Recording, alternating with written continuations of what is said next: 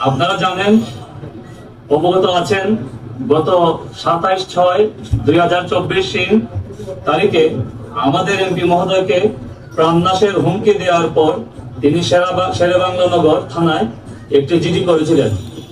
তো ভিউয়ার্স, আসসালামু আলাইকুম। সবাই কেমন আছেন? আশা করতেছি আল্লাহর রহমতে আপনারা অনেক অনেক ভালো আছেন। তো ভিউয়ার্স, এই ভিডিওতে সোহেল আরমান ব্যারিস্টার সুমনের যে হুমকির বিষয়টা, ঠিক আছে, কিলারদের সম্পর্কে অনেক তথ্য দিবে। তো ভিডিওটি না টেনে আমরা সম্পূর্ণ দেখতে পারবো আর দেখতে থাকবো। আর হচ্ছে এই ভিডিওটার পরে আরেকটা ভিডিও আছে, সেটা হচ্ছে কিলারের সদস্য, ঠিক আছে। তো ভিডিওটি না টেনে সম্পূর্ণ দেখতে থাকুন। যার নম্বর 2056, তারিখ 29/6/2024 ইংরেজি। সেই প্রেক্ষিতে আমরা আমাদের মাধ্যমে মানবতার মা মাননীয় প্রধানমন্ত্রী জননেত্রী শেখ হাসিনার নিকট ব্যারিস্টার সৈয়দ সাইদুল হক সুমন সাহেবের নিরাপত্তার জন্য সবিনয় নিবেদন করেছে। আপনাদেরকে আরো বলতে চাই যে আমাদের এমপি মহোদয় এমপি হবার আগেই এলাকার তথা দেশের আপামর জনসাধারণের জন্য কাজ করেছেন এবং এই বিষয়ে আপনারা এবং এখনো কাজ করতেছে, সে ভালো ভালো কাজ করতেছে, অবগত আছেন। আপনাদেরকে আরো স্মরণ করে দিতে চাই, তিনি গত কয়েক মাসে যা উন্নয়ন করেছেন বা উনি যে উন্নয়ন করেছে এতদিনে, আমার মনে হয় না কোনো এমপি এত উন্নয়ন করেছে এই পর্যন্ত, ঠিক আছে। এই নেক্সটে যে তার আরো সময় আছে, সেই সময়ে সে আরো কত কিছু করবে তার কোনো ঠিক আছে, অনেক কিছুই করবে। যে প্রকল্প সমূহ বাস্তবায়ন হবে এই অল্প দিনে তা অনেকটা ঈর্ষণীয় বটে এবং ইনশাল্লাহ আগামী 5 বছর পর এলাকার যে উন্নতি হবে তা অনেকটাই আমরা অনুভব করতে পারতেছি। আমাদের অনেক সৌভাগ্য যে আমরা এমন একজন এমপি পেয়েছি যিনি কথা বলেন দুর্নীতির বিরুদ্ধে, অন্যায়ের বিরুদ্ধে, তাই তার শত্রু হবে অবশ্যই এটা স্বাভাবিক বিষয়, দুর্নীতিবাজরা এবং অন্যায়কারীরা। আপনাদেরকে আরো বলতে চাই যে আমাদের এমপি মহোদয়ের পরিবার প্রত্যেকটা লোক উচ্চ শিক্ষিত এবং স্ব ক্ষেত্রে প্রতিষ্ঠিত। আজ তিনি পরিবার পরিজনদের সময় না দিয়ে আমাদের তথা দেশের মানুষের কথা ভাবা বা তাদের জন্য কাজ করা কি তার অন্যায়? দেশের উন্নয়ন করা যদি তার অন্যায় হয়, ঠিক আছে, তাহলে সে অন্যায় করতেছে, এটা মানা যাবে। আসলে কি দেশের উন্নতি করা এটা কি অন্যায়? একজন ব্যারিস্টার সৈয়দ সাইদুল হক সুমন একজন কিশোরের স্বপ্ন, তরুণদের প্রেরণা, যুবকদের অহংকার, মধ্যবয়সীদের অক্সিজেন আর বয়স্কদের আস্থার জায়গা। তাকে থামিয়ে দেওয়া মানে একটি জনপদকে 1000 বছর পিছিয়ে দেওয়া। দীর্ঘদিনের ত্যাগ, চেষ্টা আর লক্ষ লক্ষ মানুষের ভালোবাসায় যে ব্যারিস্টার সুমনের জাগরণ ঘটেছে, তাকে থামিয়ে দেওয়া সহজ নয়। তাকে হত্যার পরিকল্পনার এই অপপ্রচেষ্টার তীব্র নিন্দা জানাই আমরাও। পরিশেষে আবারও আমরা আপনাদের সকলের সুস্বাস্থ্য ও দীর্ঘায়ু কামনা করে এবং আমাদের এমপি মহোদয়ের নিরাপত্তা প্রদানে প্রয়োজনীয় ব্যবস্থা গ্রহণ করার জন্য মাননীয় প্রধানমন্ত্রী জননেত্রী শেখ হাসিনার সুদৃষ্টি আকর্ষণ করছি। আপনাদের সকলকে ধন্যবাদ। তো ভিউয়ার্স, এই ভিডিওতে আপনারা শুনলেন যে হচ্ছে সবকিছু আপনারা শুনলেন, আর কিছু বলতে চাচ্ছি না। তো পরের ভিডিও আমি দেখাচ্ছি আপনাদেরকে, সেটা হচ্ছে বলেছে ব্যারিস্টার, উনিও ব্যারিস্টার, ঠিক আছে, ব্যারিস্টার ফুয়াদ। উনি যে কথাগুলো বলেছে সেটা হচ্ছে সম্পূর্ণ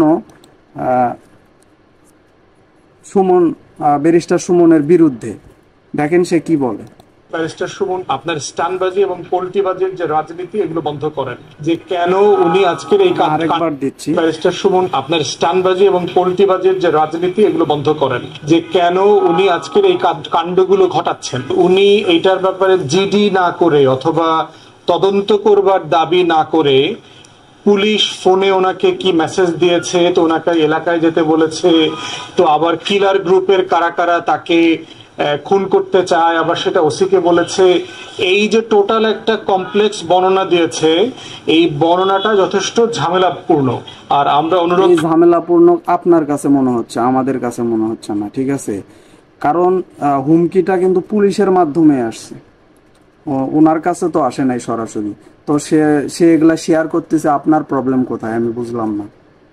করবো ব্যারিস্টার সুমনকে, দয়া করে আপনি যে প্রফেশনে আছেন, এই প্রফেশনের যে সুনাম আছে সেটা ক্ষুণ্ণ করবেন না। আপনার স্টানবাজি এবং পোল্টিবাজির যে রাজনীতি, এগুলো বন্ধ করেন না। আমরা খুব ভালোভাবে বুঝতে পারতেছি উনি যে ন্যায়ের পথে চলতেছে, এটা আপনার অনেক সমস্যা হচ্ছে, তার কারণে আপনি এই কথাগুলো বলতেছেন, এটা আমরা ভালোভাবে বুঝতে পারতেছি। আপনি যদি জেনুইনলি পলিটিক্স করতে চান, জেনুইনলি অন্যায়ের প্রতিবাদ করতে চান, আপনার প্রথমত হচ্ছে একটা দামি সংসদে আপনাকে রিজাইন করে প্রমাণ করতে হবে যে আপনি এই সংসদে জনগণের ট্যাক্সের পয়সায় যে নাটক হচ্ছে, এই নাটকের অংশীদার না। ওখান থেকে বের হয়ে আসে। এগুলা প্রমাণ আপনি করেন, ওনার করতে হবে না। উনি অলরেডি প্রমাণ করেছেন, ঠিক আছে? আমরা জানি উনি কেমন। জনগণের কাতারে থেকে জনগণের জন্য জনগণের সম্পত্তি চুরি লুটপাটের বিরুদ্ধে আপনি কথা বলেন, সেটাই আমরা আপনার কাছ থেকে আশা করব। ব্যারিস্টার সুমনের ব্যাপারে বক্তব্য হচ্ছে যে মনে রাখতে হবে সে কিন্তু যুবলীগের নেতা ছিল, তারপরে হচ্ছে সে যুদ্ধাপরাধ যে ট্রাইব্যুনাল ছিল, এই ট্রাইব্যুনালে আওয়ামী লীগের মনোনীত প্রসিকিউটর ছিল। তারপরে হচ্ছে যে তিনি প্রচুর পোল্টিবাজি করে, স্ট্যান্ডবাজি করে কিন্তু বহুবার ধরা খেয়েছেন অনলাইনে, এবং এরকম বহু ঘটনা আমরা ইতিমধ্যে দেখেছি। এবং মাথায় রাখতে হবে এই লোকটা কতটুকু ক্রেডিবল। সে কিন্তু একটা ডামি সংসদ নির্বাচনে আওয়ামী নাটক, গণতন্ত্রের যে নাটক আওয়ামী লীগ প্রডিউস করেছে গত জানুয়ারি মাসে, এই ডামি নাটকের একজন নায়ক। তো এই বাস্তবতায় হচ্ছে ব্যারিস্টার সুমনকে দেখতে হবে যে সে আসলে কি ধরনের সুবিধাবাদী এবং পোল্টিবাজি রাজনীতি বাংলাদেশে করছে। ঠিক আছে, আমি মানতেছি যে সব দোষ ব্যারিস্টার সুমন ভাইয়ের, ঠিক আছে? তো আপনার কোথায় সমস্যা হচ্ছে? একটা মানুষের ব্যাকগ্রাউন্ড খারাপ থাকতে পারে, একটা মানুষের ব্যাকগ্রাউন্ড খারাপ থাকলে যে সে সারা জীবন খারাপ থাকবে এমন তো না। সে তো এখন সে ভালো কাজ করতেছে, হয়তো বা ভালো হয়ে গেছে। তো আপনার প্রবলেমটা কোথায় হচ্ছে আমি বুঝলাম না। উনি তো ন্যায়ের পথেই কাজ করতেছে। সেই বাস্তবতায় আমাদের বক্তব্য হচ্ছে যে বাংলাদেশের কোনো নাগরিককে যদি তার জীবনহানির কোনো শঙ্কা নিয়ে কেউ হুমকি দেয়, থ্রেট দেয়, তার আইনের আশ্রয় নেবার সুযোগ আছে। প্রশ্ন হচ্ছে যে উনি এইটার ব্যাপারে জিডি না করে অথবা তদন্ত করবার দাবি না করে পুলিশ ফোনে ওনাকে কি মেসেজ দিয়েছে, তো ওনাকে এলাকায় যেতে সে তো জিডি করেছে ভাইয়া, আপনি ভালোভাবে করেন, সে জিডি করেছে বলেছে। তো আবার কিলার গ্রুপের কারা কারা তাকে খুন করতে চায়, আবার সেটা ওসিকে বলেছে। এই যে টোটাল একটা কমপ্লেক্স বর্ণনা দিয়েছে, ওটা ওসিকে বলে নাই, ওসি নিজেই ওনাকে বলেছে যে হচ্ছে কে তাকে খুন করতে চায়, কারা তাকে খুন করতে চায়। বর্ণনাটা যথেষ্ট ঝামেলাপূর্ণ। এবং রিসেন্টলি আপনি দেখেছেন যে বেনজিরের তদন্ত করবার ব্যাপারে তিনি দুদকে গেছেন, তিনি আওয়ামী লীগের সাবেক তথাকথিত এমপি মন্ত্রীদের দুর্নীতি নিয়ে সংসদে কথা বলেছেন। এখন দুর্নীতি নিয়ে কি এর আগে কোনো ঘটনা ঘটে নাই? বড় বড় অনেক ঘটনা ঘটেছে, এগুলো নিয়ে উনি কথা বলেন নাই। তো এখন প্রশ্ন হচ্ছে হুট করে উনি এটা নিয়ে কথা বলতে চাইলেন কেন? তো এই সবগুলো বাস্তবতার উপরে ভিত্তি করে বুঝতে হবে যে কেন উনি আজকের এই কাণ্ডগুলো ঘটাচ্ছেন। এই কারণে আমাদের কাছে উনি যে কাণ্ডগুলো ঘটাচ্ছেন ওগুলো ঠিক কাণ্ডই ঘটাচ্ছেন, ঠিক আছে? যথেষ্ট সন্দেহের সুযোগ আছে যে উনি আসলে ওনার যে স্টানবাজির পলিটিক্স আছে, ওনার যে উনি স্টানবাজি করতেছেন, আপনারা করতেছেন, পোল্টিবাজি করার রাজনীতি আছে, এবং এক যে বাকশালের এই আওয়ামী নির্বাচনের মধ্য দিয়ে সংসদকে বৈধতা দেবার যে কাজ উনি করেছেন গত জানুয়ারিতে, এই সবকিছু মিলিয়ে ওনার বক্তব্যটা পুরোপুরি বিশ্বাস করাটা আমাদের জন্য অনেক কঠিন। কিন্তু তারপরেও আমরা বলতে চাই যে নাগরিক হিসাবে যে কারো সংবিধানে দেয়া আইনের শাসনের অংশ হিসাবে তার বিচার পাওয়ার এবং আইনের সুরক্ষা পাওয়ার অধিকার আছে। সেক্ষেত্রে পুলিশ বাহিনী থেকে শুরু করে যারা যারা আছে তাদের সবার প্রতি আমাদের আহ্বান থাকবে যে আইনি সুরক্ষা তাকে দেওয়া দরকার, সেটা যেন সে কোনোভাবে বঞ্চিত না হয়। আর আমরা অনুরোধ করব ব্যারিস্টার সুমনকে, দয়া করে আপনি যে প্রফেশনে আছেন এই প্রফেশনের যে সুনাম আছে সেটা ক্ষুণ্ণ করবেন না। আপনার সুনাম নেই থাকলে হবে নাকি অন্যায়ের প্রতিবাদ করতে হবে? উনি তো অন্যায়ের প্রতিবাদ করতেছে, খারাপ কিছু করতেছে না, তাইলে আপনাদের লাগতেছে কোথায় আমি এটা বুঝতেছি না। স্টানবাজি এবং পোল্টিবাজির যে রাজনীতি এগুলো বন্ধ করেন না। আপনি যদি জেনুইনলি পলিটিক্স করতে চান, জেনুইনলি অন্যায়ের প্রতিবাদ করতে চান, আপনার প্রথমত হচ্ছে একটা দামি সংসদে আপনাকে রিজাইন করে প্রমাণ করতে হবে যে আপনি এই সংসদে জনগণের ট্যাক্সের পয়সায় যে নাটক হচ্ছে এই নাটকের অংশীদার না। ওখান থেকে বের হয়ে আসে জনগণের কাতারে থেকে জনগণের জন্য জনগণের সম্পত্তি চুরি লুটপাটের বিরুদ্ধে আপনি কথা বলেন, সেটাই আমরা আপনার কাছ থেকে আশা করব। তো ভিউয়ার্স, এখন আমরা শুনবো যে হচ্ছে ব্যারিস্টার সুমন উনি কি বলেছে এই হচ্ছে হুমকি নিয়ে, এবং কার মাধ্যমে আসছে সেই বিষয়টা ক্লিয়ার করবেন এই ভিডিওতে। তো এই ভিডিওটি সম্পূর্ণ দেখুন। জীবনের নিরাপত্তা চেয়ে শেরেবাংলানগর থানায় একটি জিডি করি। জিডির বিষয়টি হচ্ছে গিয়ে যে গত বৃহস্পতিবার সংসদে থাকাকালীন সময় আমার এলাকার যিনি অফিসার ইনচার্জ উনি আমাদের ফোন দিয়ে জানালেন যে স্যার আপনি একটু বাড়ি আসলে আপনার সাথে আমার একটু বসতে হবে, গুরুত্বপূর্ণ কথা আছে। তো শুক্রবারে আমি বাড়ি যাওয়ার পর উনি দুপুরবেলা আমাকে বসে আমাকে বললেন, আমাকে একটা মেসেজ দেখালেন যে উনাকে একটা লোক 2-3 দিন ফোন করার পর উনি যখন আমলে নিচ্ছিলেন না তখন উনারে একটা মেসেজ দেয় যে ওই লোকটা, অজ্ঞাতনামা লোকটা আমার সাথে দেখা করতে চায়, কথা বলতে চায়, দেখা করতে চায় না, কথা বলতে চায়। তো ওসি সাহেব আমলে নেননি। পরে যখন মেসেজটা দেখছেন যে মেসেজের মধ্যে আছে, দেখা যাচ্ছে যে একটা কন্ট্রাক্ট কিলার গ্রুপ যারা হায়ার করা হয়েছে তারা নাকি অ্যাক্টিভ, তার বক্তব্য অনুযায়ী। তো ওসি সাহেব আমারে উনার ফোন দিয়ে ওই অজ্ঞাতনামা ব্যক্তির সাথে ফোনে ধরাই দিলেন। আমি কথা বললাম, কথা বলার পর যে জিনিসটা ওরা জানাইলো আমাদেরকে, ওই অজ্ঞাতনামা ব্যক্তি সে নিজেকে আইডেন্টিফাই করতে চায় না, সে তার অ্যাড্রেস বলতে চায় না। সে বলে যে আমি নিজেও ওই কিলার গ্রুপের মেম্বার ছিলাম, যখন আপনার নামটা আসছে আপনাকে হত্যা করতে হবে, তখন আমি বলছি যে না আমি এটা পারবো না, কারণ উনি ওই লোকটা সিলেটি, সে আমার কাজকর্ম সম্পর্কে জানে, এই জন্য সে কোনোভাবে রাজি হয় নাই। সে বুঝতে পারছে যে আসলে উনি একটা ভালো মানুষ, ওনাকে আমি কেন মারবো, ঠিক আছে। সে কিলার হতে পারে কিন্তু তার ভিতরে এই বিবেকটা কাজ করছে যে হচ্ছে সে ভালো মানুষ। কিন্তু অনেক মানুষ আছে যাদের ভিতরে এই বিবেকটা কাজ করতেছে না, তারাই তো আসলে সুমন সাহেবকে মারতে চাচ্ছেন। তখন সে বলছে যে আমার বিষয়টা হচ্ছে গিয়ে, তার বক্তব্য অনুযায়ী আমার বিষয়টা হচ্ছে গিয়ে আমি আপনাকে একটা ওয়ার্নিং দিচ্ছি, আপনি এই 2-3 দিন আপাতত ঘরের বাইরেই যাবেন না। তো এইটা শোনার পর আমি নর্মালি এর আগে অনেকবার আমি মৌখিকভাবে একটা এমপি কে মনে করেন যে হুঁশিয়ারি দেয় যে 3 দিন হচ্ছে বাড়ি থেকে বের না হতে, ঠিক আছে। পুলিশ তাহলে কি করতেছে পুলিশ এই ব্যাপারে? কারণ এই ঘটনাটা তো পুলিশের মাধ্যমে আসছে, পুলিশ তো আগে থেকেই তার সিকিউরিটি দেওয়ার কথা ভাবা লাগতো তাদেরকে, বা আমার পিএস এর মাধ্যমে বিভিন্ন ভাবে আমি থ্রেট পাইছি। এগুলো আমি আমলে নেই না, কারণ এগুলা সামনে বললে একটা প্যানিক তৈরি হইতে পারে, এই জন্য আমি কখনোই সামনে নিয়ে আসি নাই। এইবার যখন আমার এলাকার ওসি সাহেবের মাধ্যমে আসছে তখন আমার কাছে মনে হয়েছে যে মানুষ যখন কখনো কোনো ওসিরে নর্মালি তো কেউ ফোনই দেয় না, তার উপর যখন সে এইরকম একটা মেসেজ দিয়েছে তখন আমার মনে হয়েছে, আমার এখন মনে হয়েছে যে সিরিয়াসলি একটা পটেনশিয়াল থ্রেট, আমার এটা অবশ্যই আমলে নিতে হবে। তো এই জন্য আমি ওই দিন পরের দিন সকালে আমি ঢাকা চলে আসি, সংসদ ভবনে চলে আসি। এসে আমি এর ভিতরে আমি পুলিশের ঊর্ধ্বতন কর্মকর্তা যারা আছেন তাদের সাথে আমি কথা বলি। তো এরপরে আমি জিডিটা আমি গতকালকে করছি।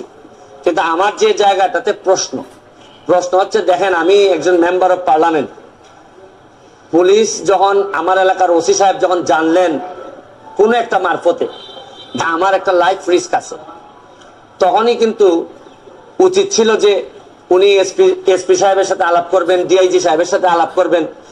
এটা কি আসলেই থ্রেট নাকি না কেউ বোগাস নাকি না কিছু, এটা তো আমার কাছে আসার আগেই এদের তদন্ত করে ফেলা উচিত ছিল।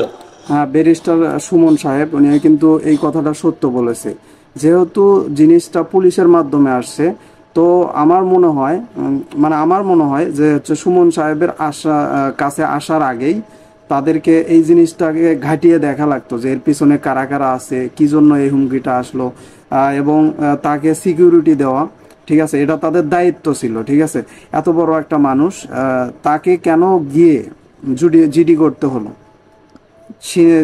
উনি হচ্ছে এই ব্যাপারটা নিয়ে মন খারাপ করেছে। আসলে এটা মন খারাপ করার বিষয়। মানে আমাকে জিডি করতে হলো কেন? প্রশ্নটা হচ্ছে গিয়ে যে আমার থ্রেটটা তো আমি জানি না, জানছে প্রথমে ওসি সাহেব, ওসি সাহেবের পরে এটা এসপি ডিআইজি ওনাদের কাছে যাবে। আমি জানার আগে ওনারা আমাকে প্রোটেকশন দিবেন, আমাকে পরে জানাবেন যে এই থ্রেটটা যেটা ছিল এটা রিয়েল অথবা ফেক। ওনারা আমাকে বলছেন, ওসি সাহেবের যতটুকু ব্রেইনে ধরছে উনি ধরছেন, আমাকে বলছেন আমাকে জিডি করতে হয়েছে। আর আমার নিরাপত্তা তো এখন আমার নিজেরই দিতে হইতেছে। এখন রাষ্ট্রযন্ত্র, আমি এটা বুঝলাম না যে এই রাষ্ট্রযন্ত্র আসলে কি আদৌ আমার বাঁচায় রাখতে চায় কিনা। কারণ হচ্ছে কি আমি যাকে জিডি করতেছি, পুলিশ রাজতন্ত্র বাঁচিয়ে রাখতে চাইলেও অনেকে বাঁচিয়ে রাখতে চায় না, কারণ তাদের সমস্যা হচ্ছে আপনি তাদের বিরুদ্ধে কথা বলতেছেন, এটা তাদের গায়ে লাগতেছে, তাদের সমস্যা হচ্ছে, এই জন্য তারা আপনাকে মারতে চায়। সেই তো আগে জানছে আমার আগে, সেই তো আমার বলার দরকার ছিল যে সে ব্যক্তি আইডেন্টিফাই করা নাই। পুলিশ মারফত কখনো শুনলাম যে ওনারা নাকি ট্রেকিং করে, কখনো বলছেন যে পাহাড়তলি চট্টগ্রামের, তারপরে কখনো বলতেছেন তার বাড়ি এই বড় লেখা বা সিলেটের কোন জায়গায় যেন। তা আমার বিষয়টা হচ্ছে গিয়ে যে দেখেন, এই দেশে বঙ্গবন্ধু মারা গেছেন, তার পরিবার সবাই মারা গেছে। আমার হবিগঞ্জের শাহ এমএস কিবরিয়া সাহেব মারা গেছেন, আমরা তো কোনো প্রোটেকশনই দিতে পারি নাই। আর আমার বিষয়টা এরকম হয়েছে যে এই পুলিশের ভূমিকা দেখে মনে হইতেছে যে পুলিশ মনে হইতেছে যে একটা অপমৃত্যু রেকর্ড করার জন্য বসে আছে, যে আচ্ছা একটা মৃত্যু হয়েছে, নাইলে এই পর্যায়ে যাবে কেন। আমি কি কথা কিন্তু উনি খারাপ বলে নাই, ঠিক বলেছে। করতেছি না করতেছি সব পুলিশ এবং এনফোর্সমেন্ট এজেন্সির নখদর্পণে থাকবে। কারণ এরা খবর নেয় না বলেই লোকগুলা মরে, আর এরা খবর নেয় না বলেই বেনজিরা এত ধনী হয়।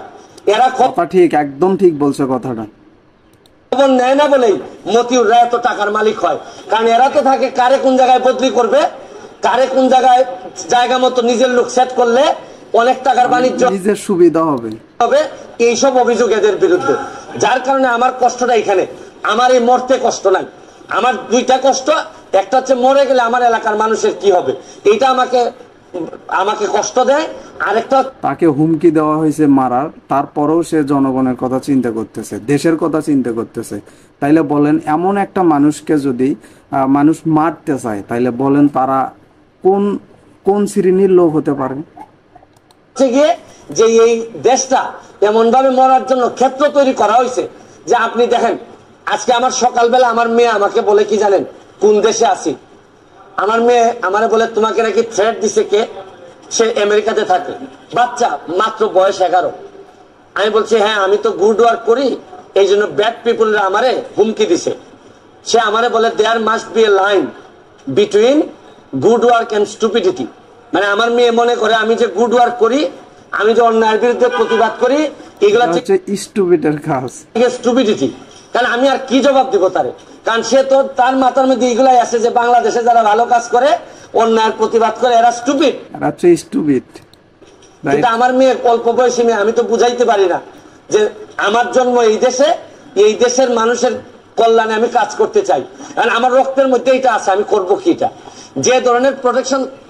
আমি তো আর আগের ব্যারিস্টার সুমন না, মেম্বার অফ পার্লামেন্ট হিসাবে আপনারা আগের ব্যারিস্টার সুমনকে ফেলে দিলেন, কিন্তু মেম্বার অফ পার্লামেন্ট হিসাবে আমার সিকিউরিটির আগেই আমি যে জিডি করা লাগলো, এটার জন্য দুঃখ প্রকাশ করতেছি। কেন আমি জিডি করব? এটা দুঃখজনকের এই বিষয়। আর যদি এটা আমার কাছ থেকে ইনফরমেশনটা আসতো যে আমার পিএস বলছে যে আমার থ্রেট দিছে, বা আমার তাইলে জিডি করাটা স্বাস্থ্য, বন্ধু বলছে, বা আমার এক আত্মীয় স্বজন বলছে, তা না আমি জিডি করলাম। পুলিশের মাধ্যমে যখন আসে তখন তো সাথে সাথে এই কাজটা করার দরকার ছিল। এখন বুঝেন অবস্থাটা কোন জায়গায় আছে। তারপর আমি বিশ্বাস করি যে যতদিন আসি মানুষের কল্যাণে কাজ করতে চাই, আপনাদের দোয়ায় কাজ করতে চাই, আর নিজের মানুষের আমার প্রতি যে বিশ্বাস, আমি মনে করি এটাই আমার নিরাপত্তা। আর এখন বাকিটা এনফোর্সমেন্ট এজেন্সি আছে, তারা যদি, আমি কথা বলছি আইজিপি মহোদয়ের সাথে, উনি অত্যন্ত ভালোভাবে আমাকে আনসার দিচ্ছেন, বলছেন যে এটা তো আগেই ওদের এই কি করার কথা। উনি, আমার বিশ্বাস যে উনি ওই যারা আছে তাদেরকে প্রশ্ন করছেন যে এটা তো তোমরা জিডি করার আগেই ইনফরমেশন পাওয়ার সাথে সাথে কাজ করার কথা। একমাত্র আইজিপি সাহেব, বর্তমান আইজিপি সাহেব, উনি আমার অ্যাঙ্গেলে উনি কথা। ধন্যবাদ আমাদের পক্ষ থেকে আইজিপি সাহেবকে, অসংখ্য ধন্যবাদ আমাদের পক্ষ থেকে বলছেন। আর বাকি যারা আছে সবাই মনে হইতেছে যে সাক্ষী দেওয়ার জন্য বসে আছে, আমি কখন মরবো, মরলে পরে সাক্ষী দিবে। আমার এলাকাটা কিভাবে চলছে বুঝেন না আপনারা, যে কারে কোন জায়গায় সেট আপ করবে, এইভাবেই চলছে। থ্যাংক ইউ, দোয়া চাই সবার কাছে। তো ভিউয়ার্স, ভিডিওতে অনেক কথাই হলো, অনেক কথাই আপনারা শুনলেন, ঠিক আছে। এই ব্যাপারে কোনো মন্তব্য থাকলে অবশ্যই আমাদেরকে কমেন্ট করতে ভুলবেন না। আর চ্যানেলে যদি নতুন দর্শক হয়ে থাকেন তাহলে অবশ্যই চ্যানেলটিকে সাবস্ক্রাইব করে নেবেন, ঠিক আছে। তো ভিডিওটি আজকের এই পর্যন্তই। তো নেক্সট ভিডিওতে দেখা হচ্ছে, ততক্ষণ আমাদের চ্যানেলের সাথেই থাকুন। ধন্যবাদ সবাইকে, আসসালামু আলাইকুম।